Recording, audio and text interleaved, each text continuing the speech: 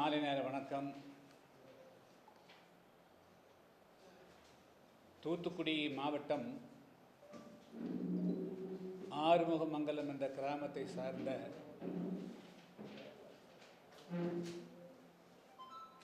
கவின் என்ற பொறியாளர் கடந்த 9 தினங்களுக்கு முன்பு பட்டப்பகலில் மிக கொடூரமாக கொலை செய்யப்பட்டார். அவர் இன்று வரையிலும் பட்டியல் பிரிவில் உள்ள தேவேந்திரகுல வேளாளர் சமுதாயத்தை சார்ந்தவர். அவர் சுபாசினி என்ற சித்தா மருத்துவரோடு +1 +2 படிக்கக்கூடிய காலத்திலிருந்து நட்பில் இருந்து வந்துள்ளார். அவர் பிற்பட்டோர் பட்டியலில் இருக்கக்கூடிய மறவர் சமுதாயத்தை சார்ந்தவர்.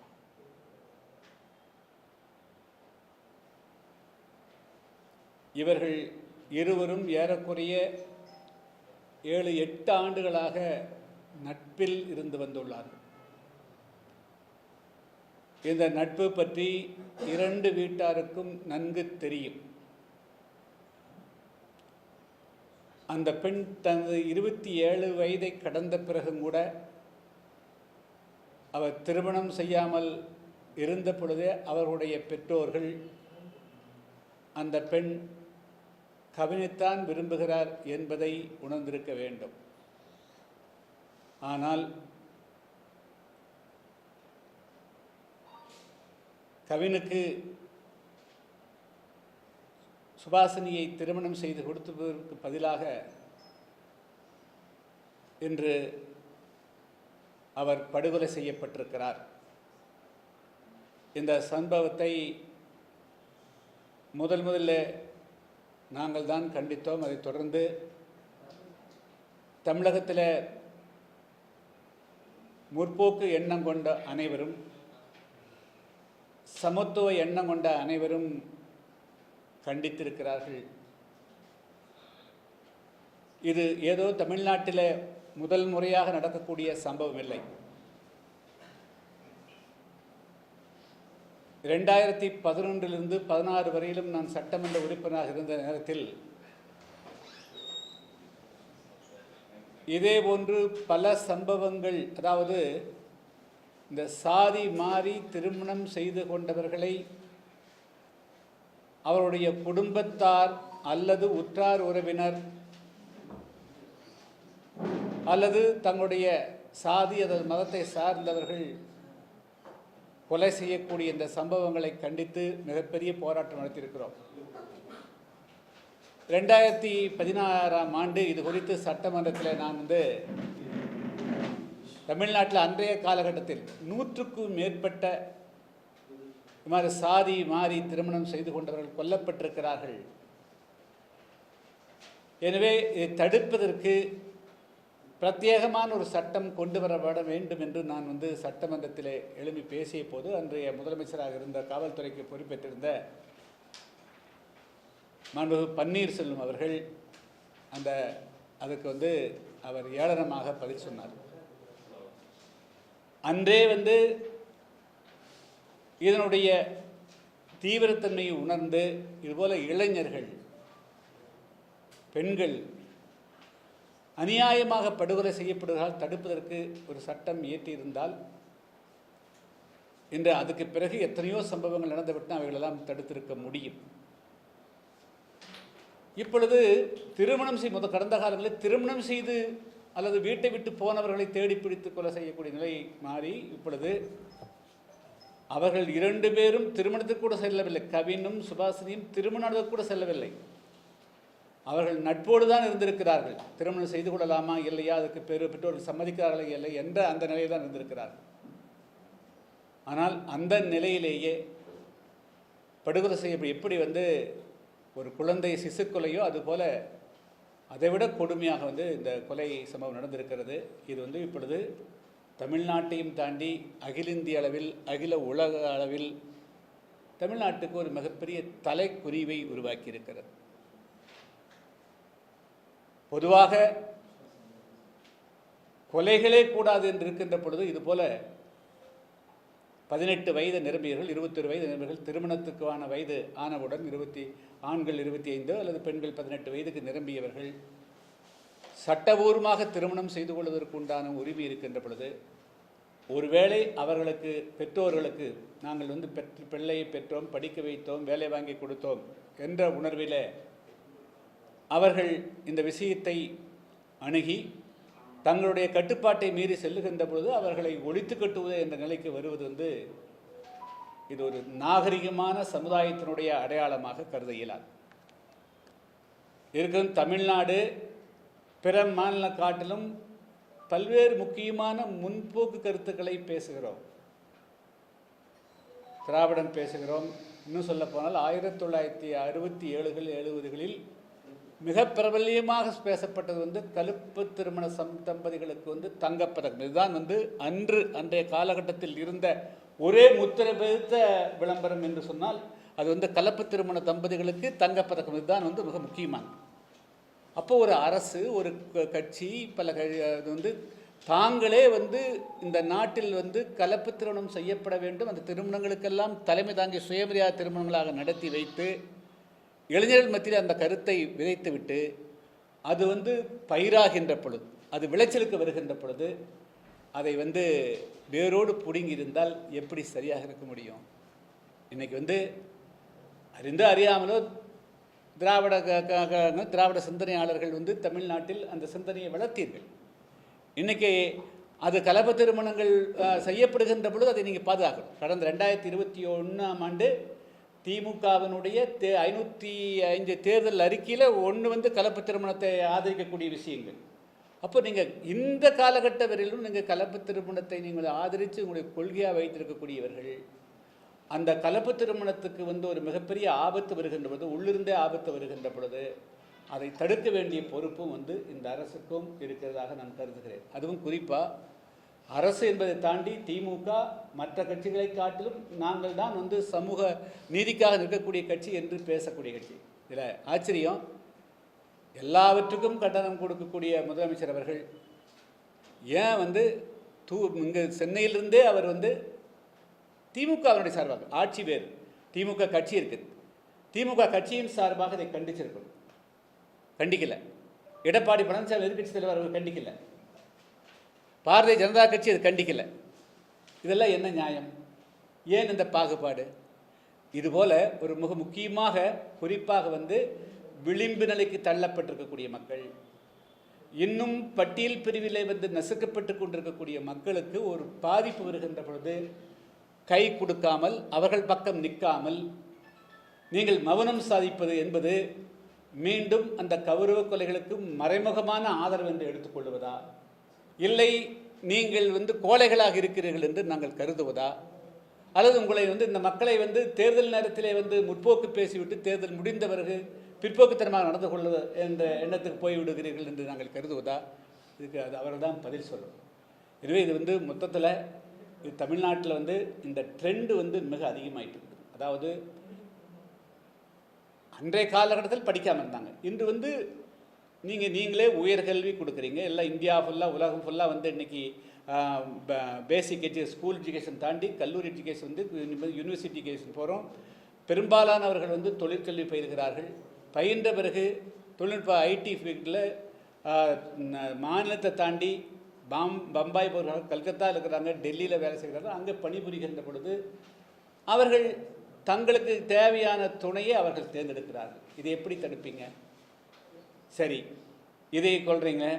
திடீரென்று பார்த்தால் திடீர்னு ஜப்பான் பெண்ணோடு திருமணம் என்று நாங்கள் ஜப்பான் போடுறீங்க, கொரியா பெண்ணோடு திருமணம் போடுறீங்க, அமெரிக்கா பெண்ணோடு திருமணம் போடுறீங்க, அதையும் கொள்வீங்க இல்லையா? அப்போ இது என்ன பார்வை உங்களுக்கு? இதெல்லாம் வருதில்ல. அந்த பெண் மாப்பிள்ளை, அந்த மாப்பிள்ளைங்கிறீங்க, இந்த பெண்ணுங்கிறீங்க, வேறு நாட்டுடைய பெண்ணுன்னு சொல்கிறீங்க. ஆனால் தமிழ்நாட்டில் இருக்கக்கூடிய இந்த தமிழ் மொழி பேசுகிறீங்க, தமிழ் பண்பாடு, தமிழ் இனம் பேசக்கூடிய இந்த தமிழ்நாட்டில் அந்த பூர்வீக குடி மக்கள் இந்த தமிழ்நாட்டினுடைய உண்மையான சொல்லப்போனால் தமிழ் மண் அவர்களுக்கு சொந்தமான மண். இந்த மண்ணுடைய குழந்தைகள் அவர்கள் படித்து மேலே வந்த பிறகு இவங்க கட்டாயப்படுத்தி பண்ணல. இதே சப்போஸ் இந்த கவின் அந்த பெண்ணை ஏமாற்றி இருப்பதாக வைத்துக்கொள்வோம். அப்போ என்ன சொல்லணும் பாருங்கள், படிச்சுட்டு இவங்க காதலிச்சு ஏமாற்றிட்டாங்கன்னு குற்றச்சாட்டு சொல்லுவீங்கள்ல. ஆனால் அந்த மாதிரி எந்த விதமான ஏமாற்றம் செய்யாமல் உண்மையாக நின்று இன்னும் 6 மாதம் கழித்து நீங்கள் பெற்றோர்கிட்ட சொல்லு அப்படிங்கிற அளவுக்கு அவன் ஒரு பொறுமை காத்திருக்கக்கூடிய அந்த இளைஞனை கொலை செய்வது எந்த விதத்தில் நியாயம்? இது நான் அவனுடைய சகோதரன் சுர்ஜித்தை மட்டும் கொலை செய்ததாக நாங்கள் கருதவில்லை. அவர்களுக்கு பின்னால் ஒரு மிகப்பெரிய சதிகார கும்பல் செயல்பட்டு கொண்டிருக்கிறது. தனி ஒருவன், ஆமாம், அவன் தனி நபராக கிடையாது என்று சொன்னால் இன்னும் சொல்கிறேன். அதாவது திவ்யா இளவரசன் மேட்டர்லையும் கூட அவங்க பெற்றோர்கள் அந்த திருமணத்தை ஏற்றுக்கொள்ளக்கூடிய அளவுக்கு வந்துட்டாங்க. ஆனால் அங்கே இருக்கிற ஊருக்காரன் 4-10 பேர் இது உனக்கு வேணா இல்லாமல் இருக்கலாம், என்னுடைய எங்களுக்கு இழுக்காதுன்னு சொல்லி என்னங்க அக்யூஸ் பண்ணுறேன்.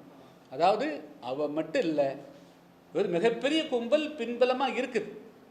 நான் அக்யூஸ் பண்ணுறேன், நான் எனக்கு சந்தேகமெல்லாம் கிடையாது. ஏன்னா அந்த பையன் ஒருத்தனால் ஒரு ஆளை கொலை பண்ண முடியாது, ரொம்ப கஷ்டம். அவன் பயிற்சி கொடுத்துருக்குறாங்க, மைண்டை மாற்றிருக்கிறாங்க, பல விஷயங்கள் நடக்கும்.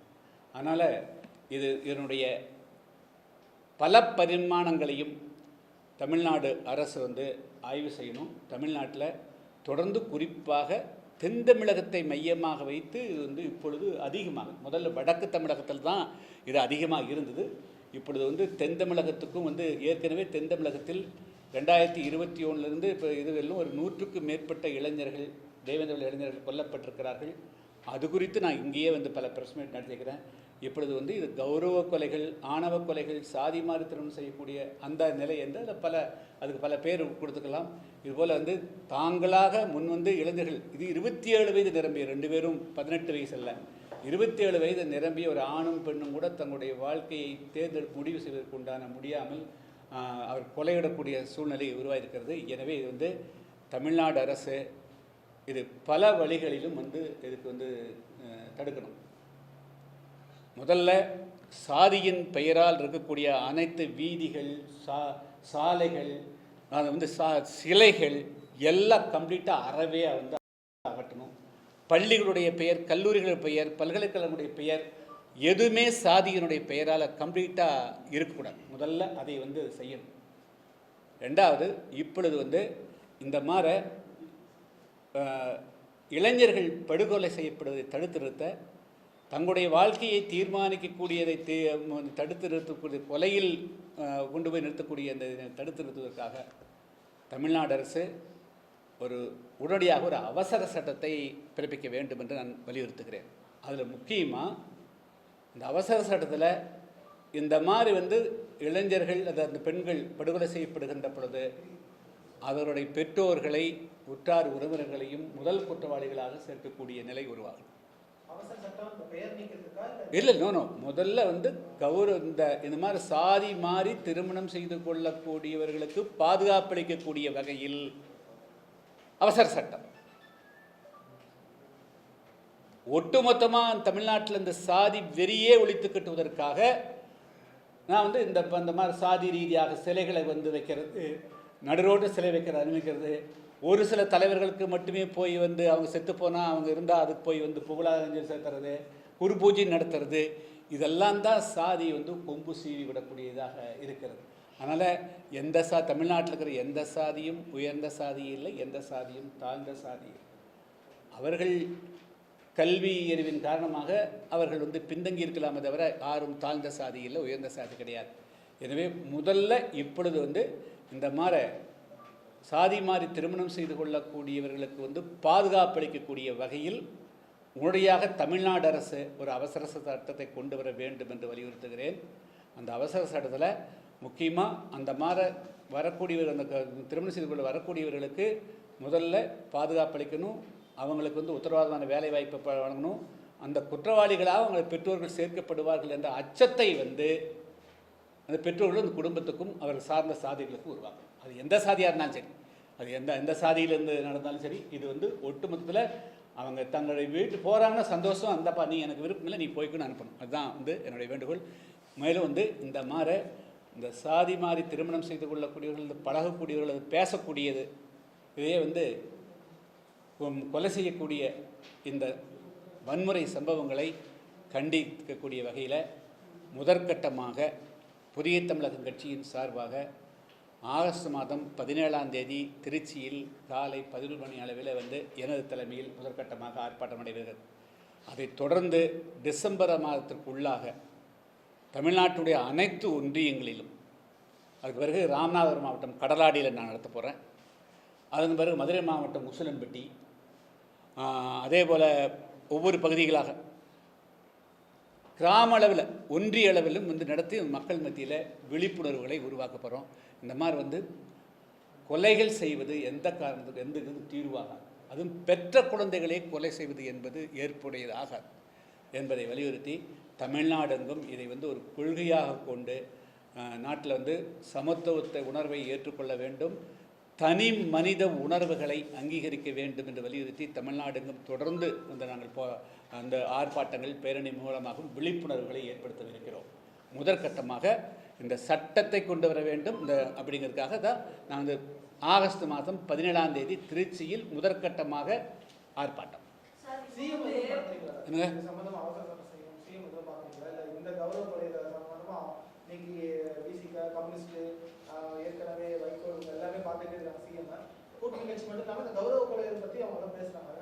இல்லை, அவர் வந்து இன்னும் ஒரு அறிக்கை அவரே அவருடைய ட்விட்டரில் என்ன போட்டிருக்காரு, அவர் வந்து என்ன உடல்நலம் விசாரித்தார்கள் போட்டிருக்காரு. அச்சா, அவர் வந்து தன்னுடைய பதிவில் அவருடைய உடல்நலம் விசாரித்தார்னு போட்டிருக்காரு. இவர்கள் தான் வெளியே வந்து நாங்கள் வந்து கௌரவலைக்கு பார்த்தோன்னு சொல்கிறாங்க. அதனால் முரண்பாடு. முதலமைச்சர் அவர்கள் ஒருவேளை ஆபீஸாக கண்டித்து அவர் வந்து இதுக்காக வந்து எல்லாம் ஆதரவு எல்லாருடைய ஆதரவும் தேடக்கூடிய நிலைமையில் இருந்தால் போய் பார்க்குற சந்தேகம் இல்லை. ஆனால் எந்த சிபிசிஐடி அதுலேயே பல கான்ட்ரவர்சி இருக்குதுங்க. ஆனால் சிபிசிஐடி தலைமை தாங்கக்கூடியவர்களே அந்த சூரத்தினுடைய சமுதாயத்தை சார்ந்தவர்கள் என்ற ஒரு சந்தேகம் இருக்குது. அதனால் அதுலேயே வந்து பல இன்னும் கேள்விக்குறியெல்லாம் இருக்குது. அதனால் வந்து சிபிசிஐடினால் இது வந்து தீர்வு தராது. ஏன்னா இன்று வந்து பெருசாக பேசக்கூடியது நாளை வந்து நீர்த்து போகுதுங்க. இதே இப்போ ஆம்ஸ்ட்ராங் கொலையில் 17 பேருக்கு வந்து குண்டாஸ் போட்டுன்னு பெருசாக காட்டினாங்க, அதுக்கு ரத்து பண்ணுறாங்க. இது வந்து அவசர கோலத்தில் அந்த நேரத்தில் ஒரு பரபரப்பை தடுப்பதற்காக எதுவும் தீர்வாக நான் சொல்கிறது, ரூட்டு காசை கண்டுபிடிக்கணும். ஏன் வந்து இந்த நாட்டில் இவங்களுடைய நீங்கள் தானே கலப்பத்திரப்படத்துக்கு தங்கப்பதக்கம் கொடுத்தீங்க, நீங்கள் தானே இந்த தமிழ்நாட்டில் இது பேசுனீங்க. எதுவும் பேசாத அண்டை மாநிலமாக கேரளாவில் 20% பேர் வந்து திருமணம் செய்ய கலப்பத்திரம் நடக்குது, பஞ்சாபில் 40% நடக்குது, ஹரியானாவில் 60% நடக்குது, நார்த் ஈஸ்டில் 80% நடக்குது.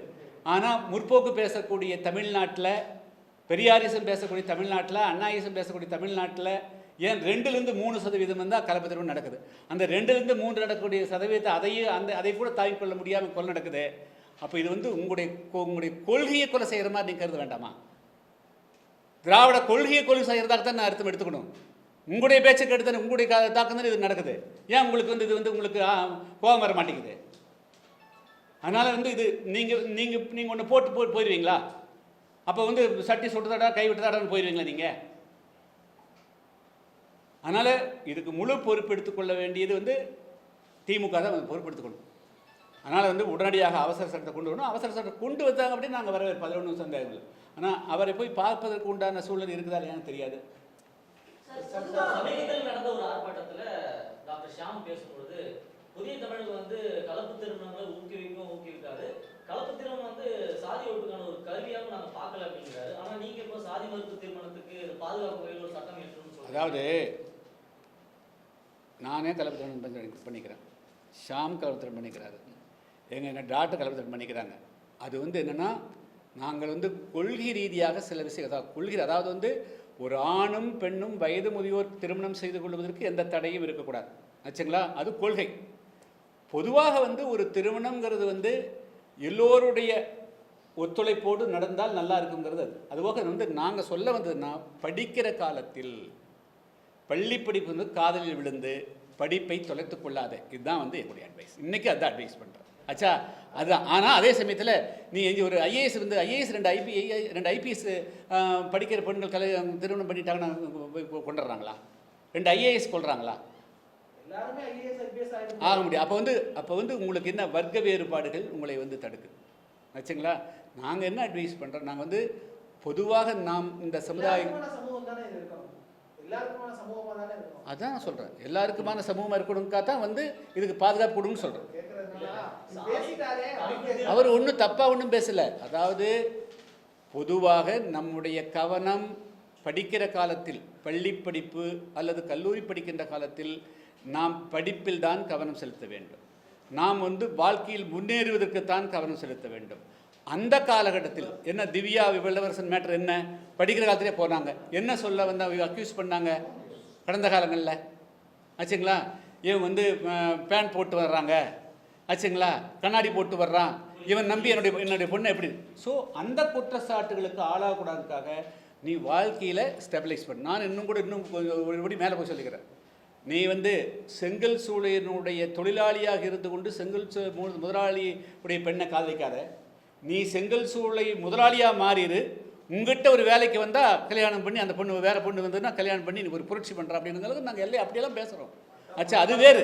அது வந்து ஒரு சமூகத்தில் வந்து பொறுப்போடு எல்லா சமுதாயத்துக்காக வந்து நாங்கள் நிற்கிறோம் ஆச்சுங்களா.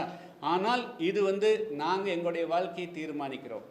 நான் வந்து 1 லட்ச ரூபா சம்பாதிக்கிறேன் அப்படின்னு ஆண் சொல்கிறான், ஒரு 1 லட்சம், நான் 1.5 லட்ச ரூபா சம்பாதிக்கிறேன் ஒரு பெண் சொல்லுது. 2 பேரும் அவர்களாக சுதந்திரமாக முடிவெடுப்பதற்கு உரிமை உண்டா இல்லையா? இந்திய அரசியல் சாசனம் உரிமை உண்டா இல்லையா? அந்த அடிப்படையில் அவர்களை பாதுகாக்க வேண்டிய பொறுப்பு இந்த அரசாங்கத்துக்கு உண்டு, நம்மளை போன்ற எல்லோருக்கும் உண்டு. அந்த அதாவது இங்க பாருங்க, இல்லை ஒரு நிமிஷம் இல்லைங்க, இல்லை அது நான் சொல்கிறேன். காவல்துறையும் இந்த ஆணவ படுகொலையை தடுக்கவில்லை என்றால் கீழநத்தத்தில் நடந்தது திரும்ப நடக்கும் அப்படிங்கிறாங்க. இது வந்து ஒரு கலவரத்தை தூண்டும் வகையில் ஒரு பேச்சா இல்லையா? ஆமா, கலவரத்தை யார் தூண்டுறாங்க? இல்லை இல்லை இல்லை இல்லை இல்லை இல்லை யார் தூண்டுறாங்க? நான் என்ன 2004ஆம் ஆண்டு நான் கோர்ட்டுக்கு போயிட்டு இருந்தேன். 16 பேர் கொண்ட கும்பல் என் மேலே வந்து வெடிகுண்டு பூசி கொல்றதுக்கு வந்தாங்க. நான் என்ன பண்ணேன்? அது ஜாதி ரீதியாக நட்டம்ட்டே இல்லையா? இந்த சமுதாயத்தில் ஒரு லீடர் வர்றது கூட தாங்கிக்க முடியல. இன்றைக்கி நேற்று நடந்திருக்கு சேரமாதேவியில் ஒரு பள்ளியில் சாதாரண 8ஆம் கிளாஸ் 9ஆம் கிளாஸ் படிக்கிறது. அந்த பையன் வந்து யாதவ் கம்யூனிட்டி பையன். எப்படிங்க? அந்த பையன் யாதவ் கம்யூனிட்டி, பொண்ணு வந்து மறவர் சமுதாயம். இந்த இன்ஸ்டாகிராம் என்ன பண்ணான்னு தெரியாது. அதுக்காக வந்து பள்ளி மாணவன் அறுவாதித்து போட்டுறானே வெட்டுறானே. இது எப்படி பத்திரிகை பார்க்குறீங்க? இது எங்கேயும் ஒரு சமுதாயத்தில் வந்து ஒட்டுமொத்த ஒரு சமுதாயம் இந்த மாதிரி வந்து ஒரு தாக்கல் தொடுக்கிற போது அதை வந்து நாங்கள் சுட்டி காட்ட வேண்டிய கடமை எங்களுக்கு இருக்குது. இல்லைன்னா 19 வந்து அம்பெய்ய முடியாது. ஆச்சா, யார் குற்றம் செய்கிறார்களோ, யார் தவறளிக்கிறார்களோ அதை சுட்டி காட்டினால்தான் அந்த தவறு நிறுத்தப்பட வேண்டும். தவிர எங்களுக்கு யாரையும் குற்றம் சுமத்த வேண்டும் என்ற எண்ணத்தோடு சொல்லக்கூடியதில்லை. இந்த நீங்கள் வந்து கொலையை காட்டிலும், கொலை முயற்சியை காட்டிலும் ஒரு மேடையில் பேசுகிறது குற்றமாயிருமா? எந்த நேரத்தில் ப்ரொவோகேஷன் வருது? நீங்கள் வந்து பட்டப்பகலில் 3:30 மணிக்கு நீ சாதி பார்த்தானே விட்டுன. அவன் கவின்கிறது வந்து தேவேந்திரோட வேளாட பல்ல சமுதாயத்தை சார்ந்தவன் ஜாதி பார்த்தா நீ பண்ண. அப்போ நாங்கள் ரியாக்ட் பண்ணாமல் அப்படின்னு வாய் மூடிட்டு இருக்க முடியுமா? அதுக்கு முற்றுப்புள்ளி வைக்கணுமல்ல. நாளைக்கு இன்னொரு நாங்கள் சமுதாயத்தில் வந்து ஒரு பண்ணு ஒரு பையனோட பழக்கூடம் யார் தடுக்க முடியும்? அதுக்கு என்ன கட்டுப்பாடு இருக்குது? அப்போது ஏன் நீங்கள் இந்த தலைவர்கள்லாம் போய் நம்ம பையங்க யாரையும் வெட்டக்கூடாது அப்படின்னு நீங்கள் அட்வைஸ் பண்ண மாட்டேங்கிறீங்க? நீங்கள் அட்வைஸ் பண்ணட்டும். இனிமேல் தென் தமிழகத்தில் அருவாள் கலாச்சாரம் இருக்கக்கூடாது. சார், பொதுவாகவே வந்து இப்போ பாதிக்கப்பட்டவங்க தலித் அருந்ததிகள் இவங்க பேரை வந்து நம்ம சொல்லி நிறைய நியூஸ் வந்து நம்ம வந்து நம்ம கேள்விப்படுறோம். ஆனா யார் இந்த விஷயத்தை தூண்டினாங்களோ செஞ்சாங்களோ அவங்களுடைய சாதி பெயரை வந்து ஏன் வெளியிட மாட்டேங்கிறாங்க? இது பத்தி உங்களுடைய இதுதான் இங்க பாருங்க. அதாவது இப்போ என்ன, இது சனாதனம்னு சில பேர் பேசிட்டு போயிடுறாங்க, ஆணவ படுகொலைன்னு பேசிட்டு போறாங்க. இதுக்கெல்லாம் இந்த முகவரி உண்டா? யார் செய்கிறாங்களோ, எந்த சாதி செய்தோ அதை குறிப்பிட்டு தான் சொல்லணும். நான் என்ன சொல்கிறேன், தமிழ்நாட்டில் யார் பாதிக்கப்பட்டாலும் பாதிக்கப்படணும்னு சொல்லுங்கள், யாரால் பாதிக்கப்படுகிறோ அதையும் சொல்லுங்கள். அந்த வகையில் தான் சொல்கிறோம். எங்களுக்கு வந்து தனிப்பட்ட முறையில் இந்த சம்பவம் நடக்கலை, நாங்கள் இதுக்கு மீட்டிங் போட போகிறோமா? ஜூலை மாதம் 23, 24ஆம் தேதி திருநெல்வேலி மீட்டிங் முடிச்சு போட்டு 4 நாளில் நாங்கள் ஆளுங்கட்சி ஆக்கிற ஆயிரக்கணக்கில் போய் பணம் கொடுத்து ஆள் கூட்டிகிட்டு வர்றதுக்கு ஒரு 1000 பேர் தேட்டர்னா எவ்வளோ பெரிய கஷ்டம். அப்போது எங்களை வந்து இருக்க விட மாட்டேங்குது. என்னடா இந்த சமுதாயத்தில் இந்த இளைஞர்கள் இப்படி படுகொலை பண்ணுறானே அப்படிங்கிற எண்ணம் வருது. ஸோ அப்போ அதுக்கு வந்து நீயா மீட்டிங் போட்டு நாங்கள் பேச வேண்டியிருக்குது. அப்போ யார் தவறு பண்ணுறாங்க, யார் கான்ஸ்டண்ட்டாக பண்ணிட்டு இருக்கிறாங்க அப்படின்னு. இன்னும் சொல்லப்போனால் அங்கே திருநெல்வேலி மாவட்டத்துக்கு நடந்த அத்தனை சம்பவத்தையும் நான் சொல்லட்டுமா? பால்காரனை கொலை பண்ணுறாங்க, கடைக்காரனை கொலை பண்ணுறாங்க, எல்லாத்தையும் அங்கேருந்து வெளியேற்றுறாங்க. அப்போ நான் குறிப்பிட்டு சொல்லாமல் பொத்தாம் பொதுவாக செய்கிறாங்கன்னு போய்ட்டு முடியுமா? அதனால் நாங்கள் அதனால தான் குறிப்பிட்டு பேசுனது மறவர் சமுதாயத்தை சார்ந்தவர்கள் இது மாதிரி தொடர்ந்து வந்து வன்முறையை ஏவிக்கொண்டே இருக்கிறீர்கள், அது தவறானது, அது திருத்தப்பட வேண்டும் என்ற நோக்கத்தோடு தான் இவர் பேசினாரே தவிர அவர்களை குற்றவாளி கொண்டு நிறுத்தணுங்கிற நோக்கம் கிடையாது. ஆனால் அவர்கள் தங்களுடைய வன்முறை அந்த உணர்வை விடணும். அங்கே 4 நேரி அந்த பையனை வெட்டுந்தாரு. அவன் வந்து என்ன குற்றம் பண்ணான்? 4 நேரியில் பள்ளி மாணவனை பண்ணது யார்? அதுக்கு சனாதனத்தை எங்கே சனாதனம் வந்து என்னது? எந்த சனாதனத்தை கொண்டு நிறுத்துறது? அப்போ நான் சுட்டி காட்ட வேண்டிய பொறுப்பு இருக்கா இல்லையா? அதுக்காக நீங்கள் வழக்கு போடுறீங்க, அதுக்காக நீங்கள் பேசுறீங்கன்னா அதை நாங்கள் சந்திக்கிறோம். அதனால் வந்து இங்கே பாரு, நாங்கள் வந்து தூண்டுதில்லை. யார் அக்ரஸர், இதை யார் தூண்டது, யார்? ஒன்றுமே இல்லாத விஷயம். கவிஞன் சொந்தக்காரன் கிடையாது, கவிஞன் யாருன்னு கூட தெரியாது. ஆனால் இது வந்து ஒட்டுமொத்த சமுதாயத்தின் மீதான தாக்குதலை நான் கருதும். நீ சாதி, இவன் வந்து இந்த சாதி என்பதற்காக தானே பண்ணேன். அப்போ அந்த சாதி இது வந்து தமிழ் சமூகத்தை சாதி ஒழிக்கப்படணும்னு நினைக்கக்கூடியவர்கள் நாங்கள் வந்து முன்னாடி நிற்க, யாரை முன்னாடி நிற்பாங்க? நாங்கள் தான் முன்னாடி நிற்க முடியும். நான் விட்டு போட்ட பண்ண யாரும் நிற்க முடியும்? மட்டும் நீங்களே கேட்பீங்களா? என்ன சார் நீங்களாம் கேட்டீங்களா? வேங்க வெயிலுக்கெல்லாம் குரல் கொடுத்தீங்களா? கேட்டீங்களா இல்லையா? அதே போல் தான் வந்து ஒரு இடத்துல எந்த இடத்துல ஒரு பிரச்சனை வந்தாலும் அந்த பிரச்சனை வந்த பிறகு நாங்கள் வர தவிர நாங்கள் வந்து இடத்துல பிரச்சனை எடுத்துக்க நான் போகிறதில்ல.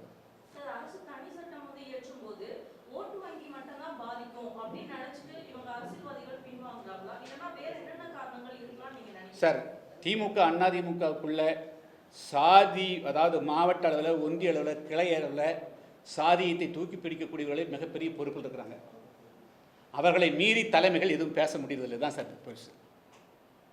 கிளை செயலாளராக ஜாதிவாரியாக்குறான், ஒன்றிய செயலாளர் ஜாதி வரியாக்குறான். உதாரணத்துக்கு உங்கள்கிட்ட நான் பல விஷயங்கள் பேசுகிறேன். 2014 திமுகவோட வந்து நான் நாடாளுமன்ற கூட்டணி இருந்தேன். 2016 சட்டமன்ற தேர்தலில் இருந்தேன். 2019 அதிமுக இருந்தோம். ஒரு மாவட்ட செயலர் அன்னைக்கு வந்து கருப்புசாமி பாண்டியன் 2014 இருந்தார். ஒரு நாள் அந்த மாவட்ட செயலர் எங்கூட வந்து அவங்க ஊருக்கு கூட்டிகிட்டு போகல. தெரியுமா உங்களுக்கு? அது கலைஞர் சொன்ன பிறகு அவர் நீக்கினார். இதே மாதிரி தான் வந்து 2019 நாடாளுமன்ற தேர்தலில் தச்சராஜன் வந்து மாவட்ட செயலர் இருந்தான். அவன் வரமாட்டேன் கூட. அந்த அளவுக்கு பாகுபாடு பார்க்குறாங்க. அப்போ எப்படி இந்த கட்சியெல்லாம் உருப்பிடும்? இவங்களே எப்படி பேசணும்னு நினைப்பீங்க? நாங்கள் எவ்வளவு ஆத்திரங்களையும் கோபங்களையும் அவமானங்களையும் தாண்டிட்டு வந்து நாங்கள் வந்து இந்த இருக்கிறோம். அதனால் வந்து திமுக அதிமுக கட்சிகளெல்லாம் தங்களை வந்து மறு ஆய்வு செஞ்சுக்கணும். தலைமைகள் வெறும் நீங்கள் ஓட்டில் ஜெயிக்கிற காலகட்டம் இப்படியே ஜெயிச்சுட்டு போயிடலாம், இப்படியே காலகட்டம் இருக்குன்னு நினைக்காதீங்க. தயவு வந்து உங்களை எல்லாமே நீங்கள் வந்து உங்களை மறு ரீஸ்ட்ரக்சர் பண்ணிக்க, பார்ட்டி ரீஸ்ட்ரக்சர் பண்ணுங்க. ஏன் வந்து எடப்பாடி பழனிசாமி ஒரு அறிக்கை கொடுத்துருங்க, அங்கே போயிருந்தீங்கல்ல, இவர் போனார்ல. அப்போ உங்களுக்கு வந்து இந்த சமுதாயம் கோவிச்சுக்கோணும். அப்போ என்ன ஆகுது? பள்ளரே பறையரே சக்கலீரை வெட்டினா இவங்க வந்து கோவப்பட மாட்டாங்க, இவங்களை எப்படியாவது தனிச்சுக்கலாம். ஆனால் தேவரை வந்து பண்ணால் அவங்க கோவிச்சுக்குவாங்க. இன்னும் அவங்க தான் தமிழ்நாட்டு 100க்கு 100 ஓட்டு வச்சுக்கிறாங்களா? பாக்கி எல்லார்கிட்டையும் ஓட்டே இல்லையா? பாக்கி யாரும் ஓட்டு போடுறதே இல்லையா? இதெல்லாம் என்ன பார்வை? இதுக்கு நீங்கள் திராவிடம் பேசுகிறீங்க, இதுக்கு முற்போக்கு பேசுகிறீங்க. ஆனால் தயவு வந்து எல்லா திமுக அதிமுக பிஜேபின்னு சொல்கிறேன். நயினா நகர் அந்த ஊர் தானே, நீ ஓட்டு வாங்குறீல்ல, நீ ஏன் கட்டிக்க மாட்டேங்கிற? ஒரு அறிக்கை கொடுக்கல. அப்போது அந்த தேவர்கள் வந்து யாருக்கு கூடிங்க, யாரும் நீ கட்டிக்க மாட்டீங்க, கட்சி தலைமை கண்டிக்காது ஆச்சுங்களா? எல்லாரும் சம்மந்தம் இல்லாமல் பேசிட்டு போவீங்க. அப்போ நாங்களும் மௌனம் காக்கணுமா? அந்த நாட்டில் அதை எதிர்பார்க்காதீங்க. நாங்கள் வந்து எங்களுக்கு எதிராக வன்முறை கட்டவிழ்த்து விடப்பட்டால் நாங்கள் அதை கண்டிப்போம். அதுதான் வந்து அதை எதிர்த்து நிற்போம். கவினுடைய தந்தை பேசும்பொழுது கவினுடைய தந்தை பேசுறாரு. பேசும்போது என்ன சொல்றாரு அப்படின்னா, திருமாவளவன் வருவார், கவினுடைய மரணம் வந்து நாடாளுமன்றம் வரைக்கும் எதிரொலிக்கும் அப்படிங்கிறாரு. அப்போ புதிய தமிழகம் கட்சி அந்த இடத்துல ஒரு வலுவெடுத்தது அப்படின்னு ஒரு காட்டுதா? எப்படி புரிஞ்சுக்கிறது? அது டைவர்ட் பண்ண வேண்டாம். அது அவசர சட்டம் கொண்டு வரணும்னு சொல்றீங்க. இந்த சட்டம் என்ன காரணியை கொண்டு வரும்? ஏன்னா ஒரு வெட்டினா அப்படின்னா மேலப்பொருளுக்கு பதிவு பண்றாங்க, சட்ட நடைமுறைகள் இதை வந்து இது வந்து குடும்ப கௌரவம். இது வந்து குடும்ப கௌரவம் சாதி கௌரவத்துக்காகத்தான் வந்து இந்த குணம் இருக்குது. அப்போ குடும்பத்தோடு இது வந்து சேர்க்கணும். அதாவது பண்ணால் குடும்பத்தோடு அதை சேர்த்தணும்.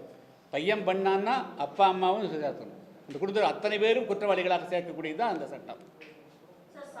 ஏன்னா ஏற்கனவே வந்து 1989 வன்கொடுமை தடுப்பு சட்டத்தில் பியூனிட்டிவ் பனிஷ்மெண்ட்டுன்னு உண்டுங்க. பட்டியலின மக்களுக்கு எதிராக வந்து இது மாதிரி வன்முறைகள் நடந்தால் அந்த ஊரவே குற்றவாளியாக அறிவிக்கலாம்னு இருக்குதுங்க. இந்த ஊரவே ஊர் மேலே கேஸ் போடலாம்னு இருக்குது, கருத்து இருக்குது. அவங்களுக்கு துப்பாக்கி வழங்கணும் கூட இருக்குது. அது தெரியுமா உங்களுக்கு? 1989 SC/ST ஆக்ட், அட்ராசிட்டி ஆக்ட் படி அவருடைய பாதுகாப்புக்காக துப்பாக்கி வழங்குவதற்கு கூட சரத்து இருக்குது. அதனால் சட்டத்தை இடம் இல்லைன்னு சொல்ல முடியாது.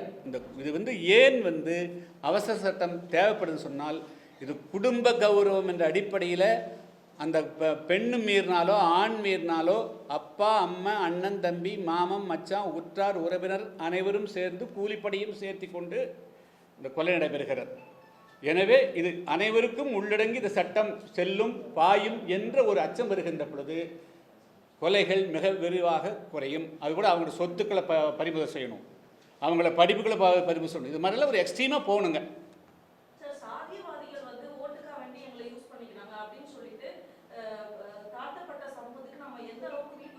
தாழ்த்தப்பட்ட வார்த்தை பயன்படுத்தாதீங்க.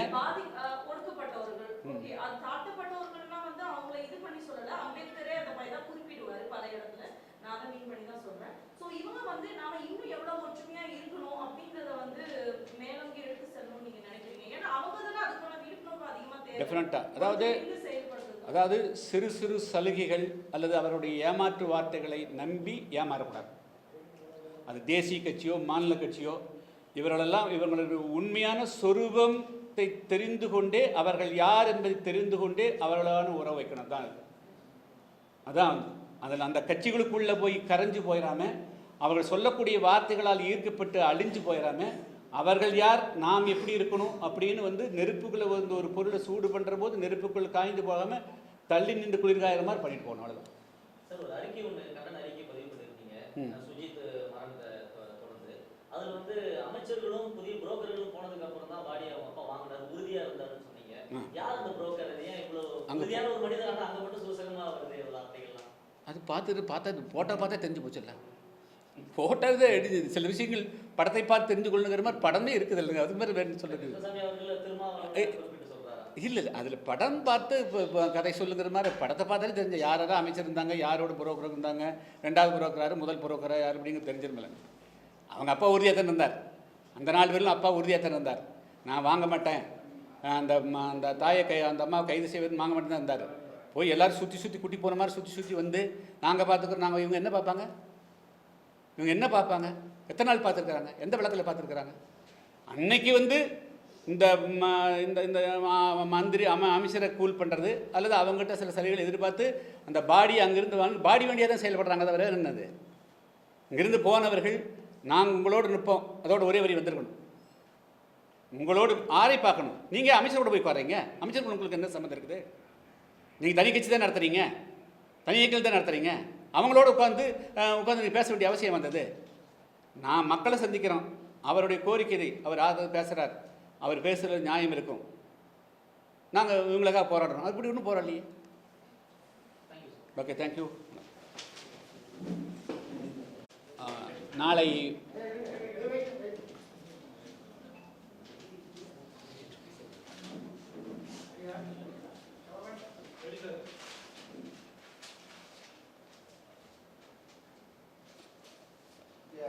கவின் உடைய மரணத்தை தொடர்ந்து தமிழ்நாட்டில் பலரும் வந்து செஞ்சாங்க. புதிய தமிழ் கட்சியின் சார்பாக வந்து நான் என்னுடைய முதல்வர் வந்து ஷியாம் அவர்களை அனுப்பிச்சி விட்டுருந்து, அவர் கூடவே 2 நாள் இருந்தார். அதுக்கு பிறகு ஆர்ப்பாட்டம் பண்ணாங்க. இப்பொழுது வந்து கவினுடைய சொந்த ஊரான ஆறுமுகமங்கலத்தில் நாளை மாலை 4:30 மணிக்கு இரங்கல் பொதுக்கூட்டம் நடைபெறுகிறது. அதில் நான் வந்து கலந்து கொண்டு சிறப்புரையாற்றுகிறேன். அது தொடர்ந்து வந்து 7 நாள் சுற்றுப்பிரயாணம். நான் வந்து தூத்துக்குடி மாவட்டம், தென்காசி, ராமநாதபுரம், மதுரை மாவட்டத்தில் 8 நாள் சுற்றுப்பிரயாணம் வச்சிருக்கிறேன். தொடர்ந்து எங்களுடைய சுற்றுப்பிரயாணம், தேர்தல் சுற்றுப்பிரயாணம் நடைபெறுகிறது.